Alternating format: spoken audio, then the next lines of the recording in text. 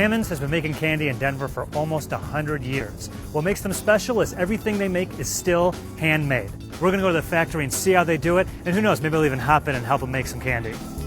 Hammond's pumps out millions of candy canes each year. And today, I'm gonna learn how they do it.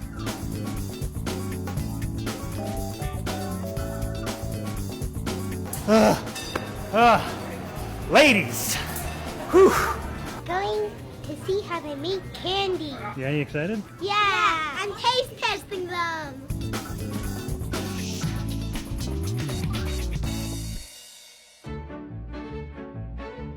Hammond's is one of the oldest candy manufacturers in the country, and we continue to make candy by hand. Our recipes are classic. We source all of our ingredients locally, and we really try to service our customers properly. We've really grown from being a local candy store to a medium-sized manufacturer, and to be able to service all of those different types of customers, I think, is something that's really special about our company. Hammond's is especially known for its candy canes, selling about 10 million canes a year. All handmade, all hand-packaged. But how has it kept the tradition alive for 100 years? To me, I think Hammond's has lasted over 100 years because it's artsy, it's unique, it's fun, it's colorful, it's flavorful. There's so many reasons, and I think you can definitely tell the difference between what we do and a mass-produced piece of candy any day.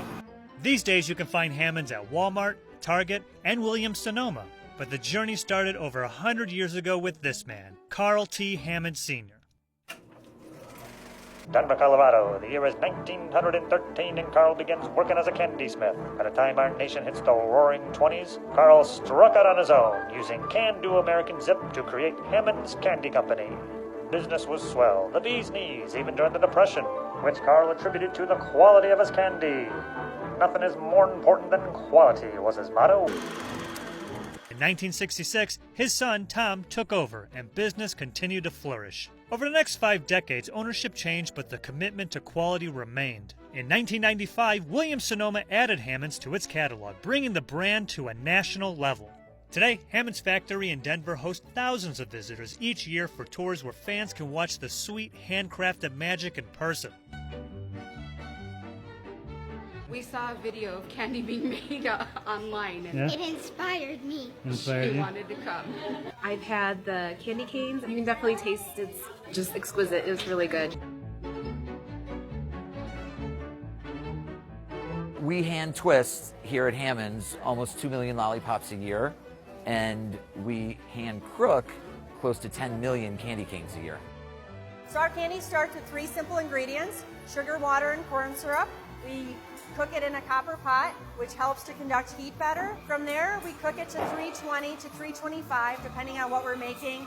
Once it's cooked to that temperature, we pour it on steel cooling tables. We can adjust that heat of the candy based on hot and cold running water underneath the tables.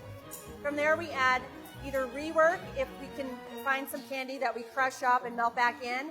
We like to recycle as much as we possibly can. One thing about what's going on in the country today is most manufacturing is leaving the country.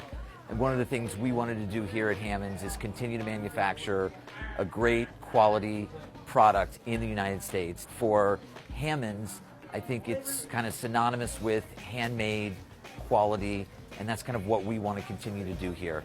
Cammy was nice enough to let me jump in and give it a try. And you know what? Candy making is harder than it looks. It's tough work, man. It's no joke. I'd like to see a machine do this. Get my workout today, boy. Yeah, it's the altitude. Once we get that color mixed in, we're going to start cutting 2 types of the parts of the candy. It's going to be a center and a jacket. The center, we're going to put that melted candy into it to recycle it. The jacket is going to be various shapes, various sizes of stripes and colors to match the specific flavor that we're making. We built this big guy and then brought it over to the batch roller. Just drop it in. There we go. See, that's perfect. Ah, thank you. This keeps it spinning so it's warm enough to shape, cut, and fold. Booyah. Booyah. Look out. Need about 595 more. All right. I'm out. Look at that one. Is that good? I feel like I did a good job. Let's see how much it weighs.